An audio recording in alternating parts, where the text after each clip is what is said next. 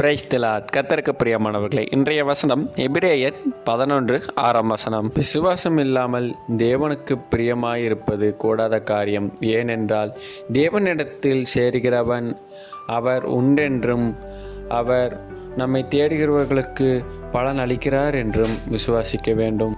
ஆமாங்க, இன்றைக்கி இருக்க பல சூழ்நிலையின் காரணத்தினால நம் தேவன் மேல் வைத்திருக்க விசுவாசத்தை இழந்து விடுக்கிறோங்க. பல வருடமாக 10 வருடம், 20 வருடம், 15 வருடமாக இனி குழந்தையே பிறக்காது, குழந்தை பிறப்பதற்கான வாய்ப்பே இல்லை, அறிகுறியே இல்லை என்று ஜனங்களும் உலகத்தின் காரியங்களிலும் கூறியிருக்கலாம். ஆனால் நாம் ஆராதிக்கிற தேவனும் அவர் நாமத்தினாலே எதை கேட்டாலும் அதை அவர் நம்மளுக்கு செய்ய வல்லவராக இருக்கிறார். இவ்வளவு உருவாகிறதுக்கு முன்னே அதற்கு ஒரு பேரை பைபிளில் வைத்து பேர் சொல்லி அழைத்து ஜெபியுங்கள். நிச்சயமாகவே கர்த்தர் உங்கள் வாழ்வில் ஒரு குழந்தையை தர வல்லவராக இருக்கிறார். ஆமேன்.